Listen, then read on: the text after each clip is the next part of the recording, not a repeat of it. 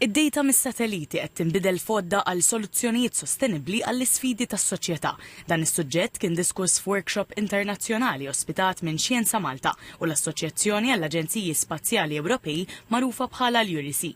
F'dan il-workshop tlaqqgħu taħt saqaf wieħed riċerkaturi lokali u barranin mill-komunità tax-xjenza spazjali. L-ewwel jum tal-workshop iffoka fuq applikazzjonijiet nazzjonali inklużi studji ta' każijiet li juru kif it-teknoloġiji tal-osservazzjoni tad-dinja qed jiġu integrati fuq oqsma bħall-agrikoltura, l-ippjanar u l-użu tal-art. It-tieni jum huwa dedikat għall-għarfien Ewropew fosthom dwar kif l-intelligenza artifiċjali u d-dejta mis-satelliti qed jiġu applikati biex tiġi kalkulata l-kimika tal-oċean u jsaħħu l-isforzi ambjentali u klimatiċi. Ma' TVM News, Michael Quintin minn Xjenza Malta spjega kif id-dejta miġbura mis-satelliti tintuża ħafna iktar milli wieħed jaħseb. Jekk inħarsu lejn pereżempju studji tal-kosta. Il-kosta nużawha ħafna anke bot-turiżmu, anke aħna Maltin nħobbu li mmorru lejn-kosta. U hemm ċertu perikli, satellite data jista' jgħinna biex nifhmu kemm qed jiċċaqlaq l-art pereżempju, kemm hu ta' periklu għan-nies.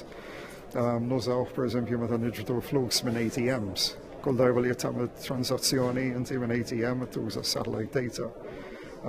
Monitoring ta' traffiku, monitoring ta' sħanat li hawn. Kif nistgħu forsi nibdew niżviluppaw bini jew nużaw green infrastructure. Il-kap eżekuttiv ta' Xjenza Malta Silvio Xerri qal li b'dawn il-workshops Xjenza Malta komplit issaħħaħ il-ħidma tagħha biex tappoġġja l-użu ta' teknoloġiji fis-servizzi pubbliċi b'mod iktar sostenibbli. Is-Segretarju Parlamentari għall-Innovazzjoni Kita Zzoparditanti qal li l-Gvern huwa impenjat li jappoġġja r-riċerka u l-innovazzjoni f'kull qasam, inkluż it-teknoloġija spazjali. Wara ruħu ottimist li Malta għandha tkun fuq quddiem nett f'dik li sejjaħ bħala r-rivoluzzjoni tad-dejta.